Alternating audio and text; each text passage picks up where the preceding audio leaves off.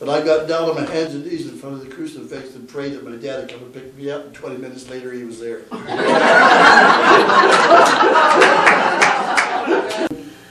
I was probably in grade 1, and I went to Monterey School in Oak Bay. Now, my parents were together sometimes and split up other times. It's just one of those marriages that didn't work out. And they were both good parents. They both tried. Dad was a hard worker, and so was my mom.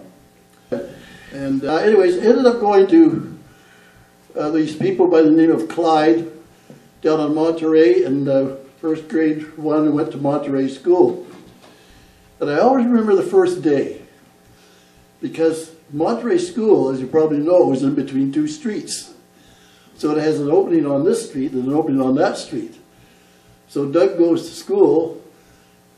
Mrs. Clyde, her name was, very nice lady, and she said, come home for lunch. Well, I went home for lunch, but I couldn't find my way home because I'd got in this door and come out the other one. So I knew I had to turn one way or the other, and I tried. By the time I got my bearings and she come looking for me, and it's already too late to go home for lunch. So, and then from there,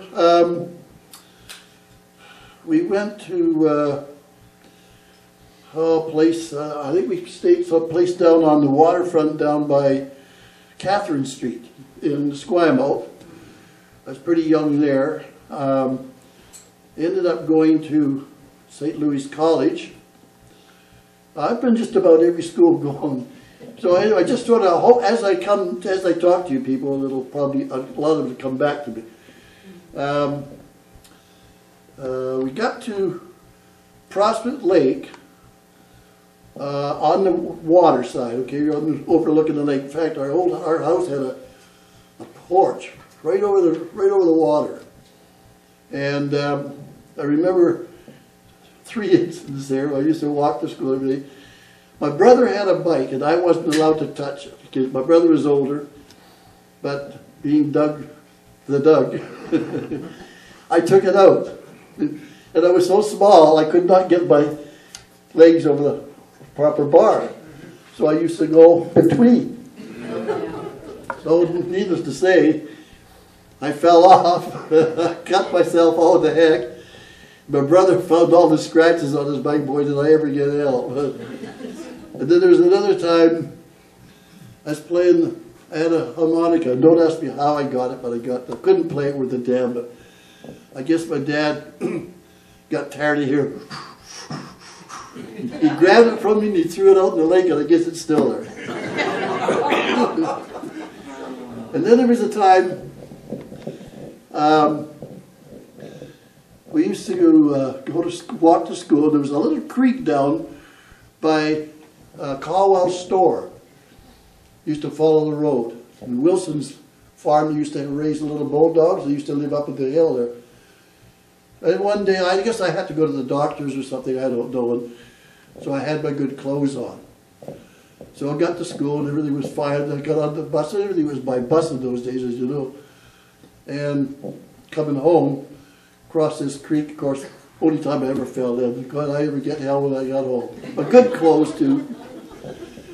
And so that was there. Then we moved to the farm, the Amos farm, right across from Johnny Chew's dad's place. And they used to grow potatoes and carrots and stuff, and we used to go out there and help them in the farm. And that was the first time that I ever drove a piece of equipment, was Mr. Amos's tractor. And he'd get it out for me because at nighttime it had to be between the 2 hay lofts. They had the big opening those days, and the hay on that side, and he wanted the tractor backed in with a trailer on it. So I used to go out and pick rocks off the field for hours so I could move this tractor a foot at a time. Yeah, and but at nighttime when I was finished, I had to take that tractor to the house and pick him up. And he'd take the tractor and put it in the rock because I couldn't back it in.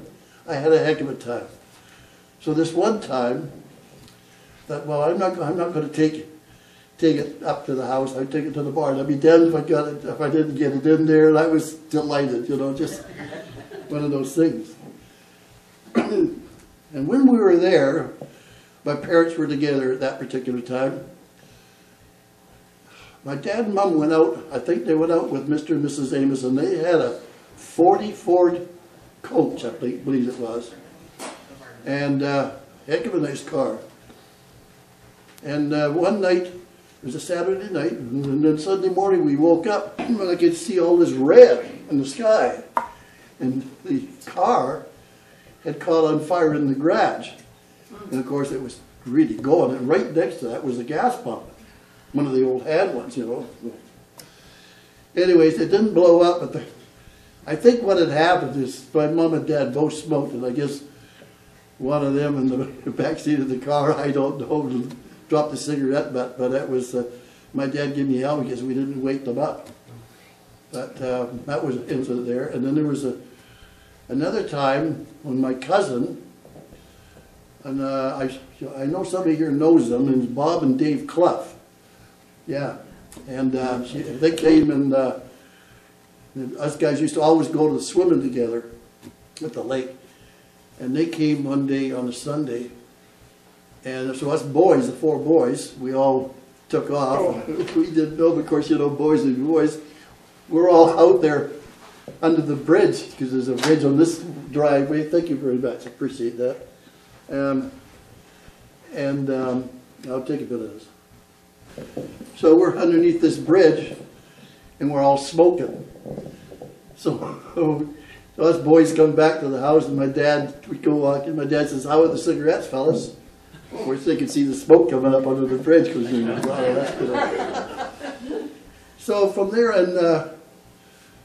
there, we went to West Saanich Road and at Goward. Used to be, there's a farm there, though. I think the last thing was had horses, maybe they still have. The interurban trail ran right behind it. And we lived there we used to sit out, my brother and I sit out and mark license plate numbers down.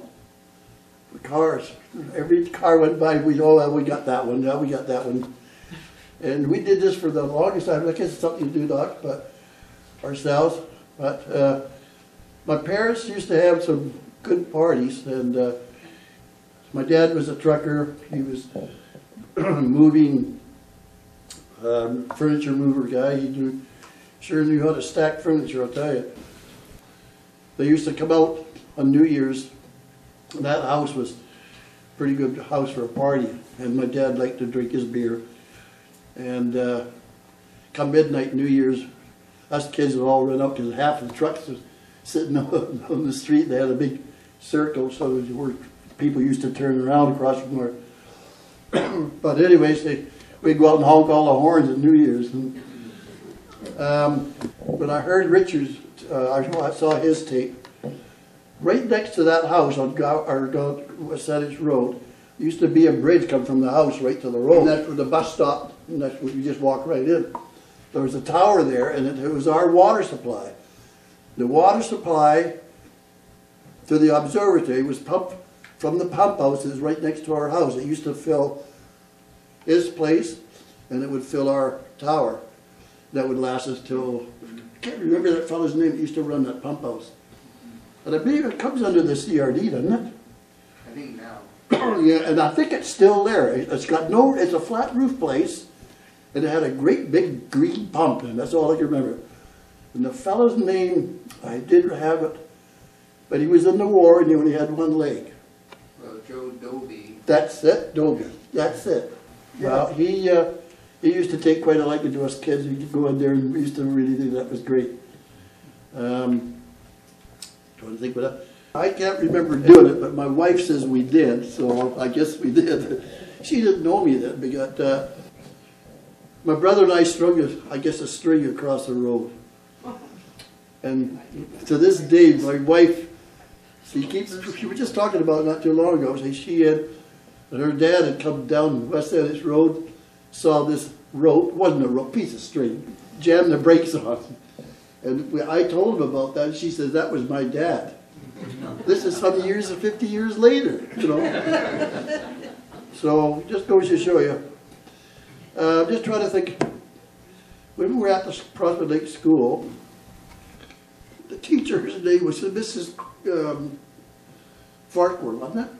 Miss Farquhar. Yeah, that's right. Good for you. And Jack Quinton was alive then, and he used to be one of my good buddies too. And him and I went uptown one night and got into some trouble. I'm not proud of it. It wasn't what you. I was just stupid things to do. We just did, and we got caught. And we got caught home, taken home in the police car. And we were at the corner of Douglas and Cloverdale. And the cop had to stop because he got another call. So he got out of the car, you know, and of course they wouldn't do it today. But he left us two kids in that car with it running. So I said to Jack, I says, you know, we could actually take this car. But I'm glad I did, because I tell you, on the way home, I guess I showed the most nerve being the most nervous. He said, you're going to get a licking, aren't you? And I says, yeah, you bet I'm going to get a licking. So he says, well, if I tell your dad not to give you a licking, will you promise me you won't do this again? I said, you bet I won't do it again. Well, my dad didn't give me a licking, but the next morning, he called me and I didn't get up quick enough. He'd come and grab me by my crotch and my pajamas and my chest pajamas and pulled me into his bedroom. And it was this. I never got a licking, but I'll tell you, I was still shaking.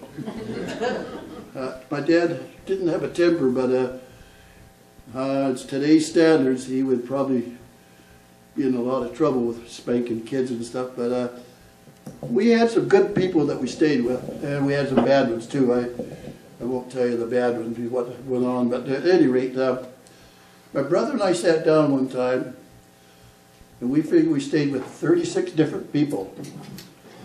So you can see how many different schools I went to. And I'm not feeling sorry for myself, I'm just telling you the way it is, and that's the way it was. I had no control of that anyway.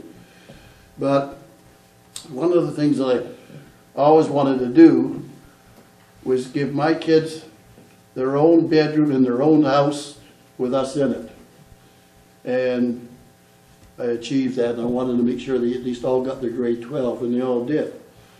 Because I only had grade 8 education, and I don't feel that I've been hard done by not having it, because I've learned a lot without, but I feel I could have gone a lot further.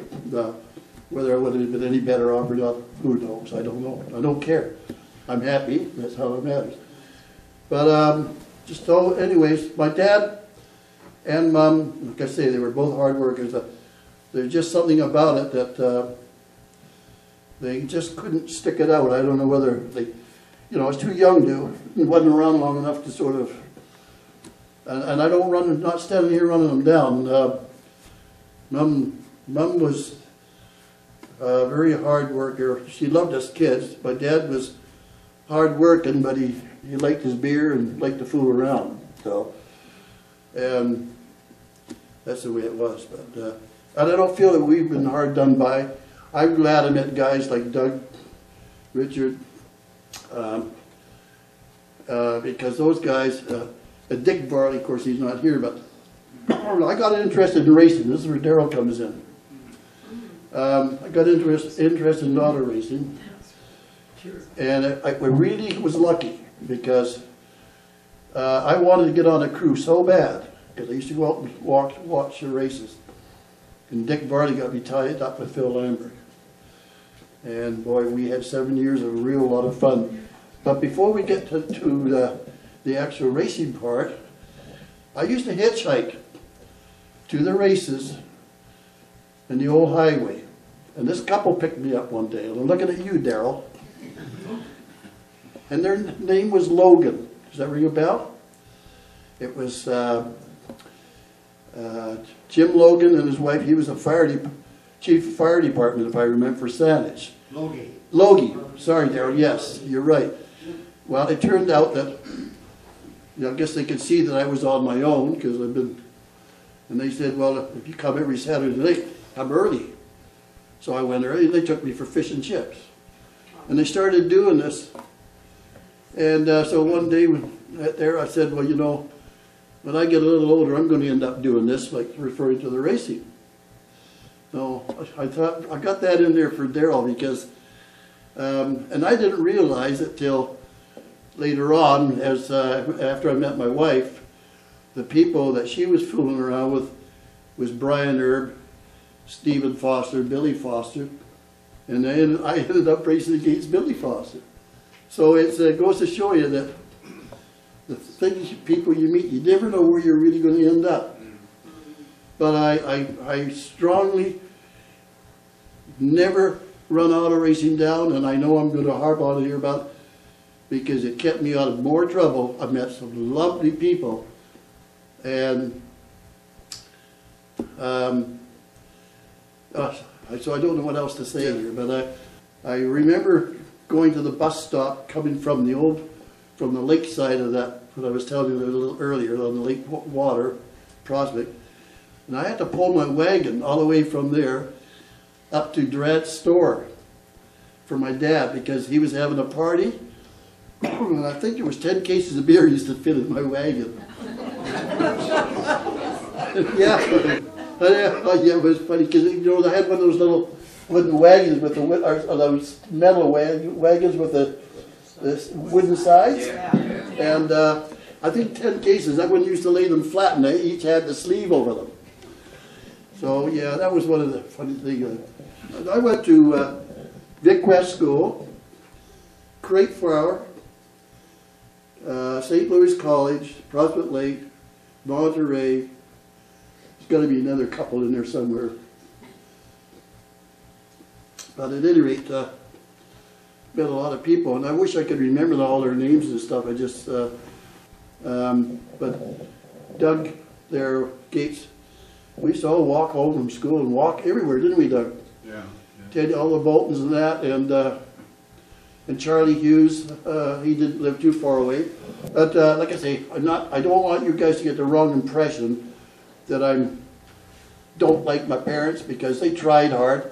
They're just different from a different, you know, era, you know, and they're both hard work. I tell you, my dad, I seen him pack coal, 2 sacks of coal on his back, one down here and the other one up here, like this here.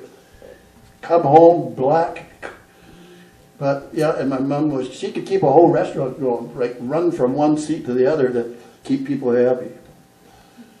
Anyways, there you go, guys. I hope it was worth the wait. I just, if I think of any more, I'll bring it up next time somebody comes up here.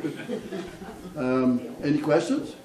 Could you tell us a bit more about Dick Varley? Did you have Dick Varley was a fabulous driver, still is, I think. I met Dick at when we're on, there's another place, I said glad to miss it. We lived on Pipeline Road as well. This is just before I got married. In fact, I moved in with my in-laws before I even got married. And we lived on Pipeline Road, and that's where Darrell lived. Darrell used to go down, or Dick used to go down and work at the garage Bleethman's, I think it was called, at the Royal Oak there. And he'd be working on his race car, stock car, whatever you would call it. And I'd go in there and watch him at night. And so I got talking. That's how I got on. But Dick was a hard worker, and he's still a hard. Has that guy ever got determination? As old as he is, I've gone to his place. He's got a place over on the other side of the lake here at Elk Lake that he inherited. And you should see the work that guy's done. He doesn't work hard. He just keeps steady. Just keeps pecking. He's had trees in there with vines up 40 feet up in the air. They're all off. They're dying. He's got them all cut. Moss that thick on the roof. That's all off. He's got that tile roof, you know, the old Mexican type roof. But he's a hard-working guy. But he was he was such a good driver. In fact, I was at a couple of races with him, and I'm not proud of this, but I'm not ashamed of it because I was there having fun. But he was lapping me in one race, the very last lap. And as he went by, he lost a rear wheel, so help me God, I thought it was coming in the window. And it didn't. After the race, Dick come over and he says, well, some friend you turned out to be his wife. He said, why didn't you push me across the finishing line? I said, hell with you. That was the only time I ever had a chance to pass you. But it was, yeah, and, yeah, poor old Dick. He had a real good ride. But Billy Foster took my ride. Not that I'm ashamed of it, because I'll tell you, I drove for Huey Berkmeyer. We had a car that sort of ran about the middle of the pack. And we were both married young, and we didn't have any money. And so we were sort of the average driver. And he eventually sold the car, so I got a ride with 2 or 3 other different guys. And then one night, Saturday, and I'm not ashamed of it, but I did, I can't take it back, but Jimmy Haslam had a real good car. And he phoned me up. He said, how'd you like to try my car out? And I said, well, I'd love to. Well, I already had a ride. And so I made the excuse that I had to leave, because it was on a Saturday. And so I went out and tried his car out, and he stopped me. He says, when you're in there, he says, just stay out 5 feet further. So I stayed out 5 feet further, and he was happy. He says, come back tonight, you got yourself a ride. So when I did this, I went home and told my wife. And she said, what a dirty trick to play on, I was driving this other car. So she phoned up Billy Foster and got him a ride on my old car. So anyways, to make a long story short, I'd never been in the trophy dash or never been the 4th fastest car or whatever, ever. The night I got in that car, I was the 3rd fastest time. And it wasn't me, so don't misunderstand me. It wasn't me, it was the car. I had the car to do. And so there was Dick Farley, Bobby Mao, myself, and Al Smith. And I was determined I was going to get second, and I got second in the trophy dash. I said to Dick after, you could have let me pass you, and he did a big smile, But at any rate, Billy Foster ended up taking my ride, basically because he was a better driver. I guess Jimmy saw what he did with my old car that I couldn't do with it. So anyways, Billy got my ride, and then from there on, Billy went away and was real successful. So, but I proved to myself that I could, if I had the car, I could stay with the best of them. But that reminds me when Kip and I bought a car off her dad. He was going to make a trailer on it. It was a 33 Essex Terraplane, straight 8. The motor was from here to that wall long at Sneaks, but I took Tip up to the Mount Doug Hill climb with it one night. Got up top as far as I could with it, and then I had to get turned around. So somehow I got it jiggled down, and it was a little coupe, 5-window coupe. There was light, dome light. In those days, the push and pull switch. Guess where the switch went? Through Tip's head, too. We used to, Tip and I'd go out and it had a rumble seat in it. And burnt oil, like a so it burnt so much oil, I used to pack a 4-gallon jerry can in the back. So if we're coming back home from town, because we had to go all the way to Central Static, I'd check the oil, fill it up. Oh, I just love it in those days, because kids, you stop sign, you're all ready to dig the guy out. The guy behind me wouldn't even make the light because he couldn't see where the hell he was going. And when I say that, I mean that. You couldn't see that. I used to sit and laugh like a son of a gun, But that old car, we had a lot of fun in that. I don't know whether, I guess we didn't have it when we used to know. That, some of the things. But you're talking about that ticket you got. I actually am very proud of my driving record. I never had a speeding ticket until, I don't know, 10 years before I quit driving truck. And I got in a gravel truck coming to town because I usually follow somebody. The speedometer didn't work, and then I used to go by the tack. Well, the tack broke, and then I used to guess. But if there's a car in front of me, I didn't have to worry. While I was going back Dudney Flats, this car coming the other way, and I recognized it as a ghost car, gray Ford. See him turn around, so I just pulled over. He comes up to the car, he says, you know, he's actually a nice guy. He says, you know how fast you're going? I said, no. She's doing 90 something. I guess, I don't know, I guess it'd be kilometers. And so I said, well, how do I know you? He said, go back and look in his car. So I walked back and had a look at it. So I said to him, well, how do I know if that's me? He says, you don't. So I accepted the ticket and everything else. And I said, will you do me a favor? So I said, see the name on that truck and the number? He said, could you phone him and tell him to fix the speedometer and the tack? A week later, it was all done. So it worked out good. Yeah. But that's the only speeding ticket I ever got. And when I first year I had my license, I did get a ticket for non-due care and attention. It's just stupidity, you know, 15, 16, you know, I guess I was. And I passed all these cars going down Miles Hill. Passed the very front car, and there was a Plymouth. Red Plymouth, if I remember right. So I turned up. We stopped in the driveway, and there was the four of us. We're all sitting on the front steps. And this red car comes along. Stop. This guy gets out. I said to my cousin, I said, this guy says I've got a pop of one. He walks up to me, he says, I'm Constable Kent. I guess we never got popped. Anyways, when I at the court, this was in Sydney, and he says, so I pleaded guilty. I think, if I remember right, the fine was $35. For a guy that was only making $1 something an hour, it's only a lot of money. So I said, can I have a receipt, please? He says, your freedom's your receipt. That ain't right. So you know where that money went. I think even in those days they had to give out receipts. There's four boys and 2 parents in a 2-room shack on Midwood Road. And Dad, they had a hell of a temper.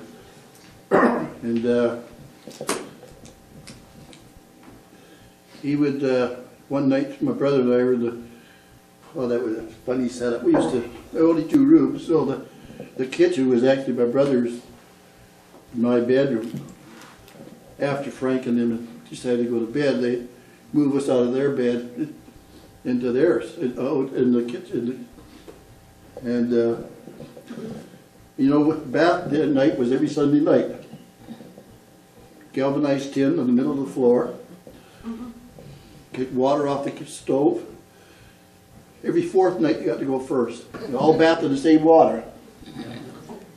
Yeah, that's the way it was. Wooden sidewalks to the biffy. God, I hated that.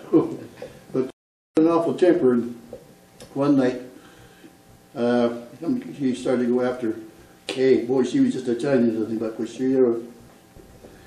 Us kids never went to school with clean, new clothes, but we never went with any dirty. Boy, was she ever clean. And took a swing at her or something. Not a very nice thing to see, but so us guys were all in the bedroom, and Brian, the oldest boy, had a mouth. He didn't know when to keep his mouth shut, so he said the wrong thing. Hit him in the nose, and every time you touched his nose, it bled. So we couldn't get out the window because the screen's on it. Anyways, that was just another thing. Yeah, funny.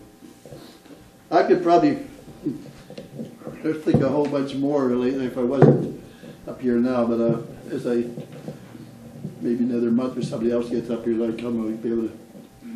How many kids were in your family? I have a sister. I'm glad you brought that up. My sister, she was a cute little girl. She had 10 kids. She was married 10 years, had 10 kids. Yeah. She married a Lino. The Lino, remember Bunker Lino? Roy Lino? You guys remember, they were around, they used to pick up all the hay from Beacon Hill Park and around the roads and that for horses and stuff. And she's not very well. She's in and out of the hospital like a yo-yo right now. And yeah, she was a pretty little girl. She ended up going to Vancouver for a while. I keep, as I go on, I keep thinking of more people we lived with. Like I say, you start thinking about 36 different people or places. It's, as you talk, you sort of remember some more. But You had a sister and yeah, I have a brother, Tom. I wish he was here because I don't think there's now. Doug Gates is a good worker.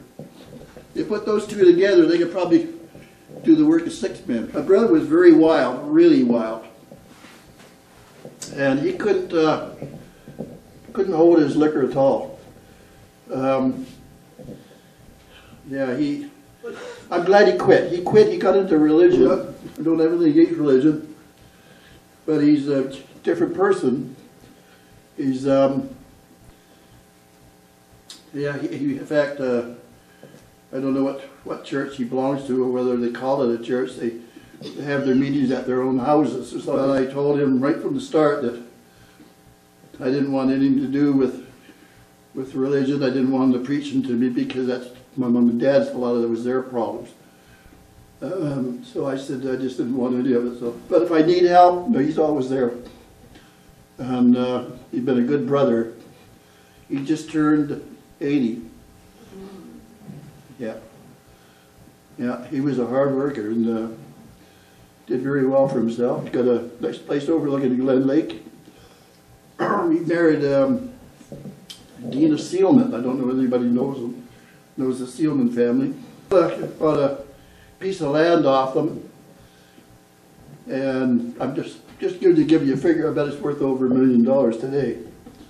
So just his assets alone, he's done twice as well I have. So he's done very well for himself. I'm proud of him.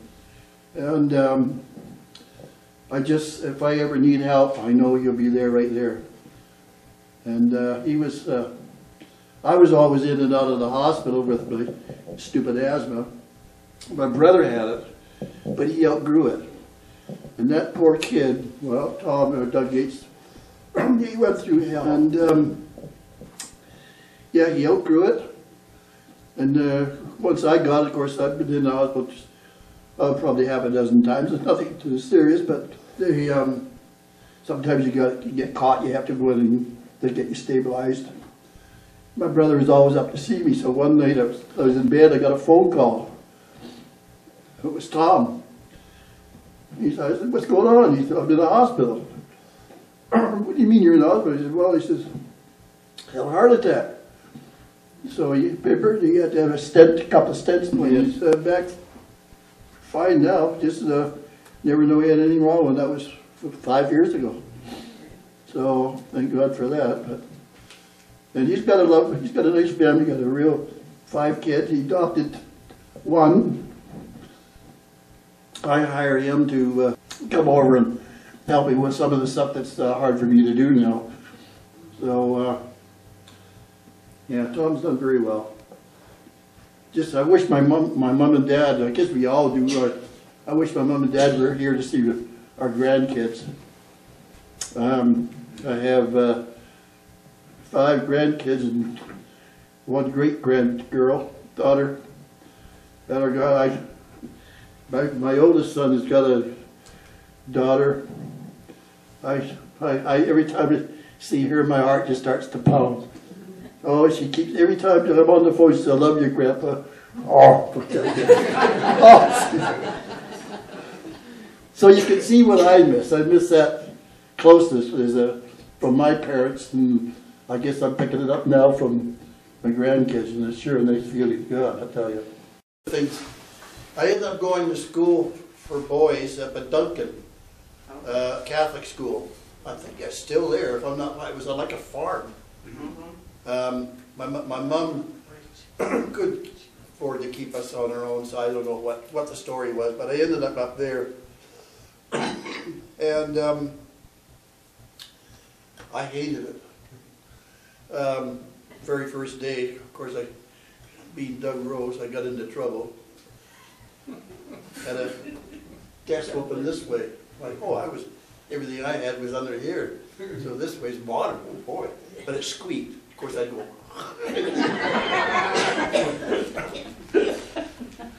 Anyways, the sister she made me go stand in the corner, and she asked me after a while, "Are you tired yet, Douglas?" I said, "No."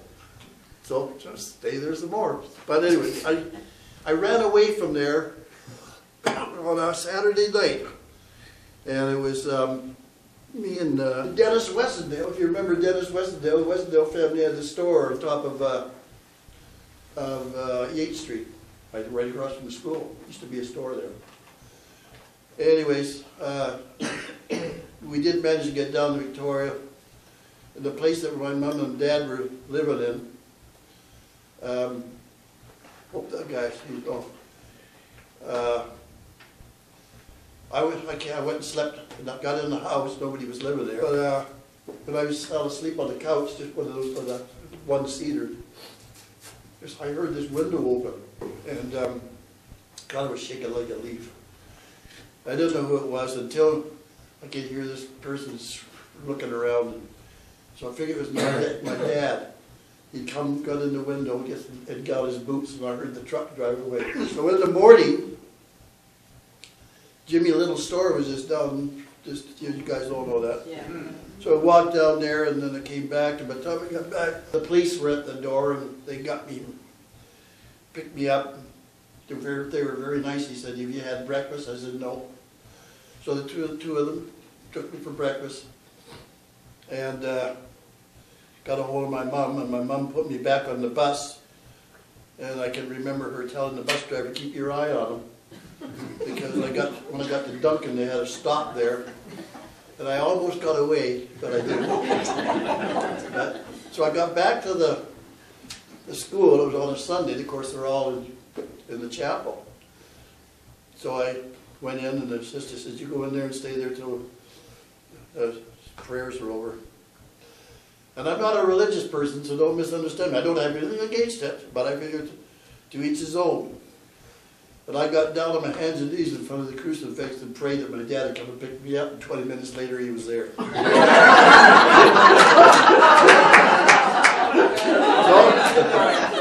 obviously he was already on his way. That was, I've never forgotten that.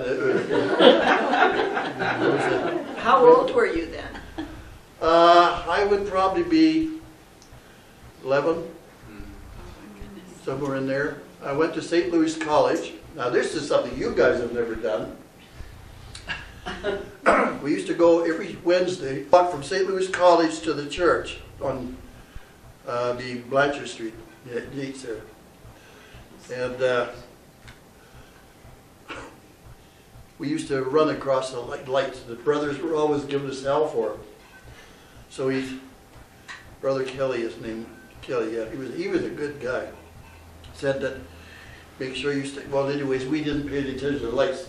Several of us ran across, recorded it all. Got in the classroom, and you know, I kid you, that's no lie. He made us give him the strap. Some of the kids started to cry before they even got the strap up to here. Because he was trying to reverse psychology, I guess. When he comes to me, he says, "You're going to enjoy this, aren't you, Doug?" You know? So of course I go like that. "Oh, you do harder than that." I don't know how much pressure put on it. So I've actually given the teacher the strap. But you can see where a lot of the trouble was. My dad wasn't into religion, and my mom was. We were, all three of us were baptized. And so when I got married, I went to the minister we got married at Belmont Church just off of, well, anyways, I said to the minister, "What do I do? I want to become the same religion as my wife so we don't have the same trouble my parents went through." So he just said, "Well, just start calling yourself whatever you want." So that's what I did. So, my wife always reminded me, "You're a Catholic," and I, well, nothing wrong with that. There's nothing wrong with it. Anyways, and I got a buddy out here in Sydney, and he just loves to torment me. And I get into more arguments with him, and "Can you ever get this cough going?" He used to always say something about, "Oh yeah, you this, you that, that, this." "Yeah, but you got to remember one thing, Larry." "What's that?" He says, I could do whatever I want during the week, and come Sunday, I can start with a clean slate Monday morning. Oh, you need this? Yeah. Oh, yeah. Like I say, when Richard was talking, like I remember those two things, you know, as they go on, and other people talking, it reminds you of other things. I'm sure you're all sitting there doing the same thing. Well, I could go on and on. My brother one night, before I met my wife, thank God she didn't come. Anyway, so well, I'm just kidding you there, but we used to have a party out on the beaches. Everyone down there with Winnie's Lagoon. My brother was so wild. If you dared him to do something, he would do it. So one night we're out there. You can see this boat float. I guess it was anchored out there. Well, it was. It's just a small one. So he went out and brought the whole boat out anchor. And they said he couldn't bring the boat in. He went and got the whole thing, brought it in anchor long. God, he was sure. We laugh about it lots of now. We got into a fight. Cars used to go down 4th Street and up Yates. Darrell remembers that. Got into a fight down, and my brother, we had these two girls we used to take out once in a while. I don't know, somebody said something that two cars were so close together. My brother was going to fight this other guy. There was 5 of them. So they got the car doors open. The guy took the spring at my brother, got him across the ear here. My brother hit him. He hit the ground and the car took off. Well, there's only 2 of us there, just my brother and I. Those guys were smart. They would have cleaned our clocks. But so I used to wear a hat. And I was going to, of course, the crowd got. I used to go around. 25 cents once a fight. 25 cents once a fight. But my brother offered to take him home. And I guess this guy had too much pride. He wouldn't take a ride home. My brother felt bad, but yeah. But that was great. That was terrific. Well, thank you very much, Oh, you're Doug. welcome. That was very good of you to. Well, look, enjoyed it, you guys.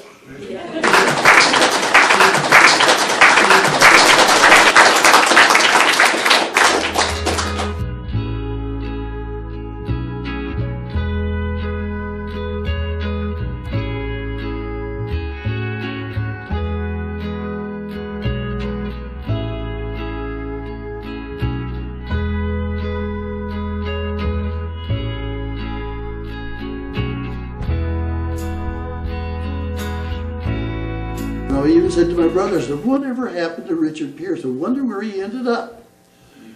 And at one of those meetings, this guy comes over to me and he says, are you Doug Rose? And I said, yeah.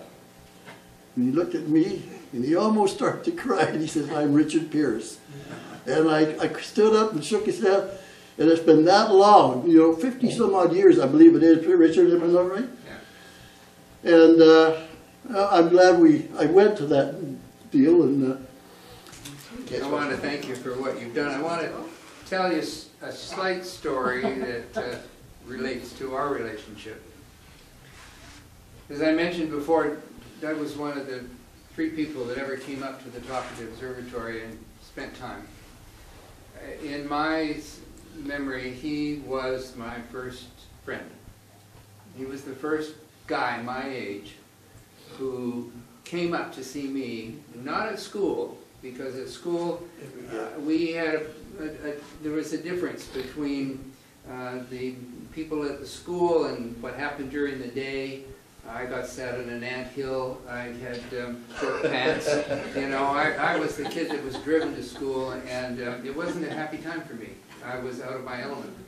But this guy came up and visited, and so did Doug Gate, and so did the Boltons. So did I, but you don't remember that. I apologize. You were there.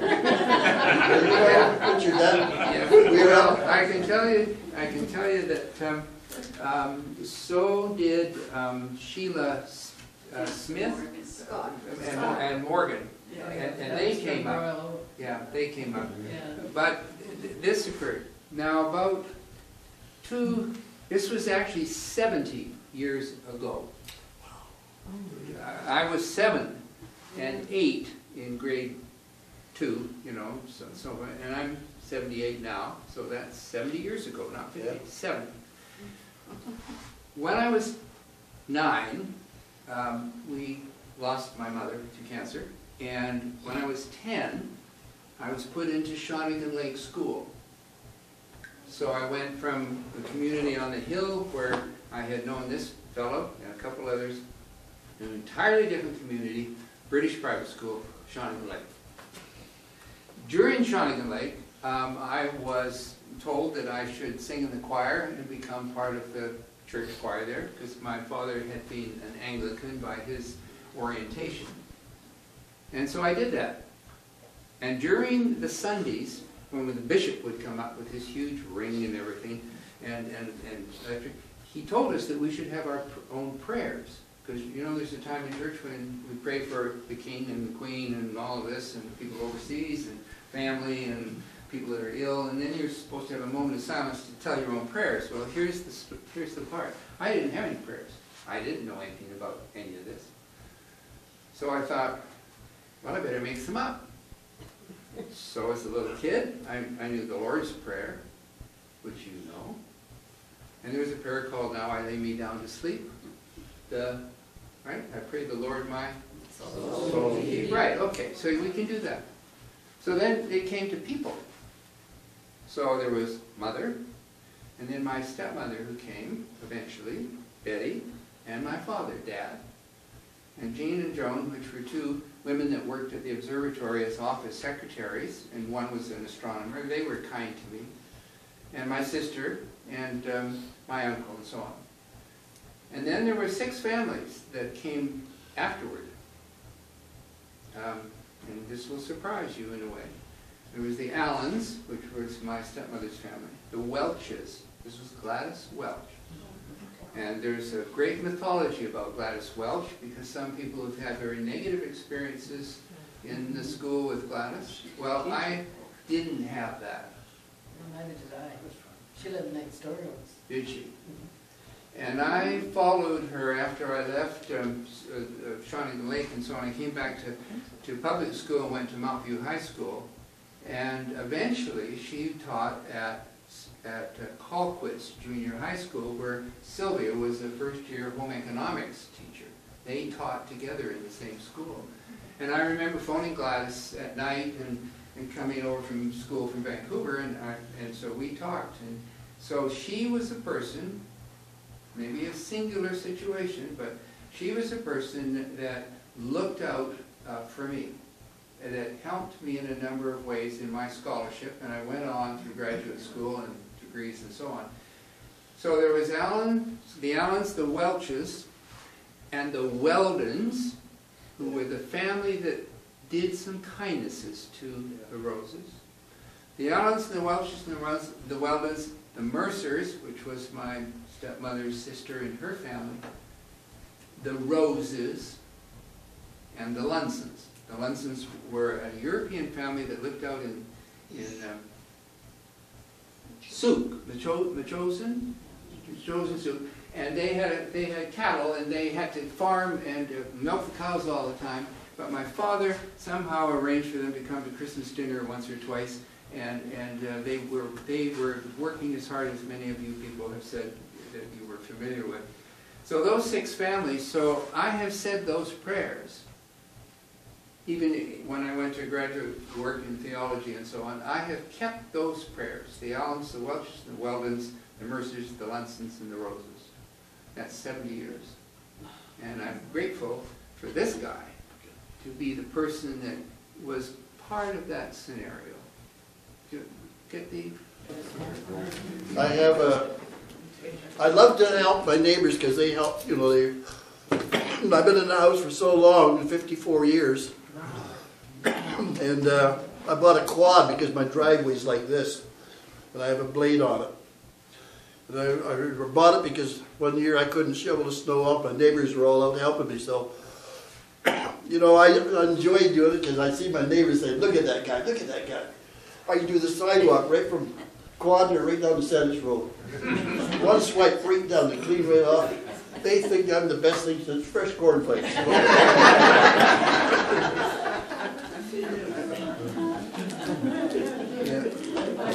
all enjoyed this so much. Huh? I don't think we've laughed so hard in any other one.